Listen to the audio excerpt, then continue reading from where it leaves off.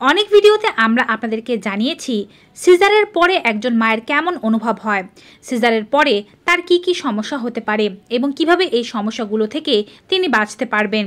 কিন্তু কোনো ভিডিওতে জানানো হয়নি নর্মাল ডেলিভারির পরে একজন মায়ের কি কি সমস্যা হয়, কিভাবে তিনি নিজের যত্ন নেবেন এবং কিভাবে তার সমস্যাগুলোর হাত থেকে বাঁচতে পারবেন। তো যদি আপনি নর্মাল ডেলিভারির ইচ্ছা পোষণ করে থাকেন তাহলে ডেলিভারির পর কিভাবে দ্রুত সুস্থতা লাভ করতে পারবেন, ডেলিভারির পরে কি কি সমস্যা আপনার হবে এবং সেই সমস্যাগুলো কিভাবে আপনি দূর করতে পারবেন তা আজকের ভিডিওর মাধ্যমে জানতে পারবেন। পুরো ভিডিওটি কন্টিনিউ করবেন কারণ প্রত্যেকটি স্টেপই অত্যন্ত গুরুত্বপূর্ণ। Hello মামিজ, daddy's and all my lovely viewers, সকলের কাছে অনুরোধ থাকবে আপনারা যারা আজকে এই চ্যানেলে নতুন তারা অবশ্যই মা ও শিশু স্বাস্থ্য বিষয়ক এমনই উপকারী ভিডিওগুলো পেতে চ্যানেলটি সাবস্ক্রাইব করে পাশে থাকা বেল আইকনটি ক্লিক করে অল নোটিফিকেশনে ক্লিক করে দেবেন। এতে করে আমরা ভিডিও আপলোড করার সাথে নোটিফিকেশন আপনাদের কাছেই পৌঁছে যাবে। আপনারা আমাদের Facebook page health Bangla beauty follow করুন। চলুন মূল ভিডিওতে যাওয়া যাক। নর্মাল ডেলিভারি হওয়ার পরে যখন সন্তানটি ভূমিষ্ঠ হয়ে যায় তখন আপনার শরীরে খুব দ্রুত কিছু পরিবর্তন আসতে থাকে। যেহেতু এটি সিজার নয় তাই আপনাকে কোনো ইঞ্জেকশন পুশ করানো হয়নি, আপনার ইঞ্জেকশনের প্রভাব কাটারও কোনো প্রশ্ন নেই।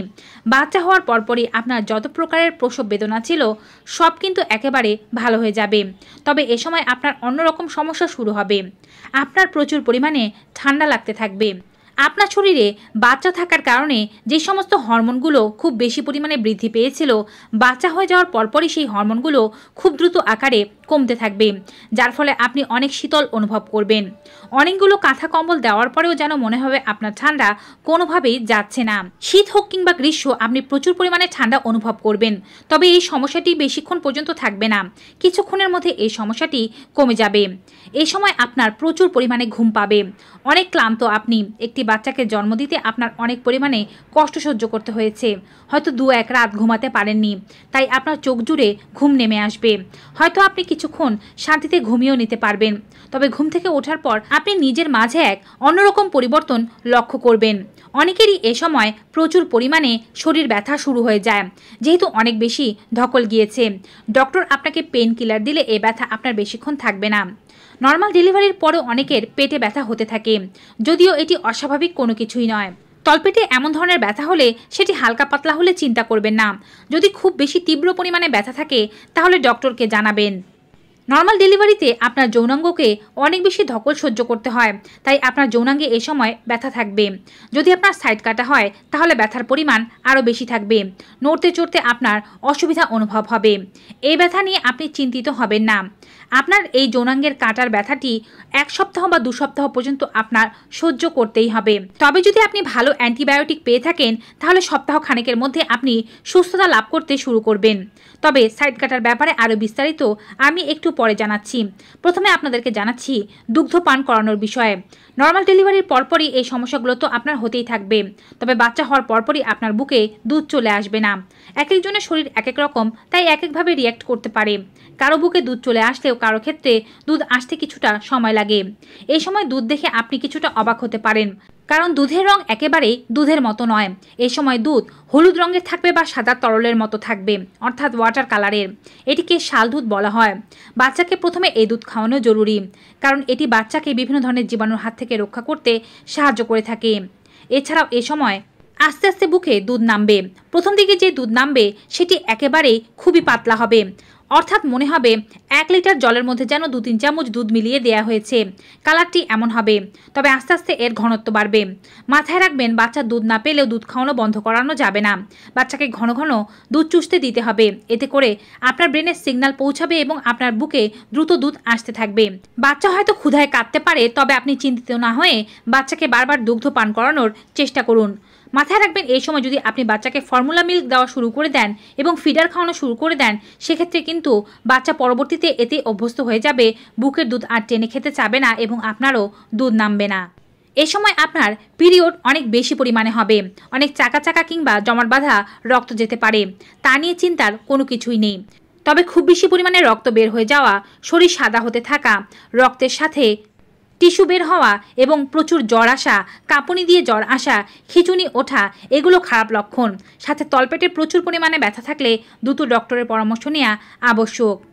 এই সময় আপনাকে বারবার প্যাড পরিবর্তন করতে হবে, কারণ আপনার কাটা জায়গাটি শুকনো রাখাটি আপনার জন্য খুব বেশি জরুরি। এ সময় একেবারে শীতল জল ব্যবহার না করে আপনি মূত্রত্যাগের সময় অথবা টয়লেটের সময় হালকা পরিমাণে গরম জল ব্যবহার করুন। এতে করে আপনার কাটা জায়গায় ব্যথার পরিমাণ বাড়বে না এবং আপনি আরাম লাভ করবেন। এ সময় বাচ্চাকে দুধ খাওয়ানোটা আপনার কাছে খুব বেশি জটিল মনে হতে পারে, তাই আপনাকে যে কাজটি করতে হবে সেটি হচ্ছে জানু পেরে বিছানায় বসে দুধ খাওয়ানো যাবে না। আপনি সমতল কোনো চেয়ারে বসুন। নিজের চেয়ে উঁচু বা নিজের চেয়ে খুব বেশি নিচু চেয়ারে না বসে সমতল চেয়ারে আরাম করে পিঠের নিচে একটি বালিশ দিয়ে বসুন। তারপরে কাউকে বলুন আপনার সন্তানকে আপনার কাছ পর্যন্ত নিয়ে আসতে। আরাম করে বসে বাচ্চাকে দুগ্ধ পান করান। এতে করে কাটা জায়গায় কোনো প্রকারের টান লাগার সম্ভাবনা নেই এবং আপনি ব্যথা অনুভব করবেন না। সাইড কাটার কথায় আসি। যদি 1 সপ্তাহের মধ্যে আপনার ব্যথা না কমে এবং ব্যথার জায়গা খুব বেশি পরিমাণে ফুলে থাকে এবং ব্যথার তীব্রতা বেশি থাকে, সেক্ষেত্রে অবশ্যই আপনাকে ডক্টরকে জানাতে হবে। সাথে আপনি যদি রক্তপাত বা পুঁজ দেখতে পান তাহলে অবশ্যই ডক্টরকে ব্যাপারটি জানাবেন। সাইড কাটার সেলাই নিয়ে অনেক বেশি চিন্তিত থাকেন অনেকে ভাবেন এ সেলাই আবার কবে কাটতে হবে। চিন্তা করার কোনো কিছু নেই। 2 থেকে 3 সপ্তাহের মধ্যে এই সেলাই শুকিয়ে গিয়ে নিজে থেকেই খুলে যাবে। যদি কেউ খেয়াল করেন যে কাটা জায়গাটি ভালোভাবে শুকায়নি কিংবা সেলাই খুলে গিয়েছে, কাটা জায়গাটি ফাঁকা হয়ে গিয়েছে, সেক্ষেত্রেও দ্রুত ডক্টরের কাছে যাওয়া উচিত। স্বাভাবিক ওষুধপত্র ঠিকঠাক মতো খেলে এবং যত্ন নিলে সেলাই নিয়ে আর কোনো সমস্যা হয় না। এবারে বলছি, গর্ভাবস্থায় আপনার যেমন কনস্টিপেশন ছিল, বাচ্চা হওয়ার পরে এই কনস্টিপেশনের পরিমাণ কিন্তু আরও বেশি বেড়ে যাবে। এই সময় আপনাকে অবশ্যই মাথায় রাখতে হবে আপনি চিকিৎসকের কাছ থেকে কনস্টিপেশনের জন্য মেডিসিন নিয়ে আসবেন। প্রচুর জল পান করবেন। আপনার বাচ্চাকে দুগ্ধ দেওয়ার জন্য আপনার শরীরে এখন প্রচুর জলের দরকার। অনেক গুরুজনেরা এই সময় মায়েদেরকে জলপান করতে দেন না, যেটি একেবারেই ভুল পদ্ধতি। প্রচুর পরিমাণে জল খাবেন এবং সাথে সাথে চেষ্টা করবেন আপনার যেন কনস্টিপেশন না হয়। এজন্য ফাইবারযুক্ত খাবার, শাকসবজি, ফলমূল বেশি পরিমাণে খেতে। কোনো খাবারে কোনো বাজ বিচার নেই। মায়েদের উপরে একরকম অত্যাচার চলে, এটি খাওয়া যাবে না, সেটি খাওয়া যাবে না, মাছ মাংস কোনো কিছুই খাওয়া যাবে না, যা থেকে মা অনেক বেশি দুর্বল হয়ে পড়েন। এগুলো মানার কোনো প্রয়োজন নেই। এই সময় সমস্ত পুষ্টিকর খাবার আপনি খাবেন। ফলমূল, শাকসবজি বেশি করে খাবেন। অনেকে বলে যে মাংস খেলে, মাছ খেলে কিংবা শাকসবজি খেলে বাচ্চার পেট ব্যথা করে। এগুলোর বৈজ্ঞানিক কোনো ভিত্তি নেই। মা সব কিছু খেলে বাচ্চা সুস্থ থাকতে পারবে।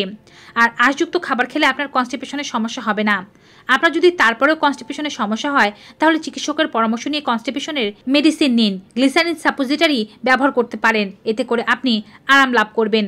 মনে রাখবেন, খুব বেশি কষা পায়খানা এ সময় আপনার মলদ্বারকে যেমন কষ্ট দিতে পারে, ঠিক তেমনই আপনার যৌনাঙ্গের সেলাইও কিন্তু খুলে যেতে পারে। এই সময় মায়েদের বুকে যেমন প্রচুর পরিমাণে দুধ নামতে থাকে, ঠিক তেমনই স্তনে ব্যথা হতে পারে।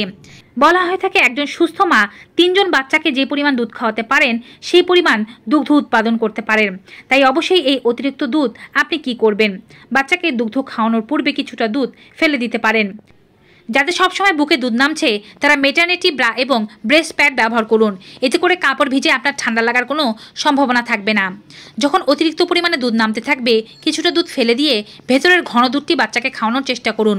প্রথমে যে হালকা পাতলা দুধটি আসে সেটি বাচ্চার পানির চাহিদা পূরণ করে এবং পরের দিকে যে গাঢ় দুধটি আসে সেটি বাচ্চার খাদ্যের চাহিদা পূরণ করে। তাই বাচ্চাকে দুটো স্তন খাইয়ে শুধুমাত্র পেট ভরালে চলবে না।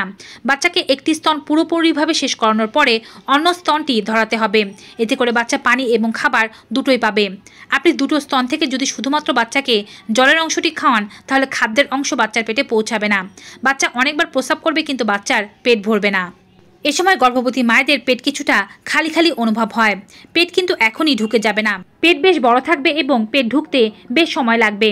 তাই এ সময় আপনি বেল্ট ব্যবহার করতে পারেন যেন আপনার পেট সহজে চাপতে পারে। এই সময় মায়েদের খুব বেশি পরিমাণে পোস্টপার্টাম ডিপ্রেশন হয়ে থাকে। ঘুম না হওয়া, ক্লান্তি, বাচ্চার বিরক্তি সব কিছু মিলিয়ে মা অনেক বেশি ডিপ্রেশনে চলে যান। এই সময় মায়ের খুব বেশি বিরক্ত লাগতে পারে। এমনকি অনেক মায়েরা তো এমন ইচ্ছা পোষণ করেন যে বাচ্চাকে দেখেই বিরক্ত হয়ে যাচ্ছেন বা বাচ্চা তার পছন্দ হচ্ছে না। মায়ের মেজাজ অনেক খারাপ থাকে, মা সকলের সাথেই খারাপ ব্যবহার করতে পারেন। এদিকে আসলে অভিনয় ভেবে ভুল করলে চলবে না। অনেকে এই সমস্যাটিকে গুরুত্ব দেন না। তবে মায়ের মধ্যে যদি এমন পরিবর্তন লক্ষ্য করা যায়, মাকে ভালোভাবে ঘুমাতে দিন, মায়ের যত্ন নিন, বিভিন্ন বিষয় নিয়ে মাকে বিরক্ত করা বন্ধ করুন, তাকে কথা শোনানো বন্ধ করুন এবং বাচ্চার দায়িত্ব সবাই মিলে ভাগ করে নিন। এতে করে এই ডিপ্রেশন থেকে মা সহজে বের হতে পারবে। তারপরেও যদি মা এই ডিপ্রেশন থেকে বের না হতে পারে তবে চিকিৎসকের পরামর্শ নেওয়া উচিত। আর এই সময় অনেকেই প্রস্রাব করার সময় খুব বেশি চাপ অনুভব করেন, অর্থাৎ প্রস্রাব করতে বসলে আপনার মনে হবে আপনার যৌনাঙ্গ যেন ছেড়ে যাচ্ছে, ভেতর থেকে মাংসপিণ্ডের মতো কিছু একটা বেরিয়ে আসছে। আসলে এটি কোনো কিছুই নয়, আপনার বর্ধিত জরায়ু এবং সার্ভিক্স, যা চাপতে বা ছোট হতে কিছুটা সময় নেবে। প্রথম 2-3 মাস আপনার এমন অনুভব হবে। আস্তে আস্তে প্রস্রাব করতে বসলে এই সমস্যা কম অনুভব হবে, অর্থাৎ জরায়ু চেপে যাবে এবং ছোট হয়ে যাবে, তখন আর এমনটা মনে হবে না।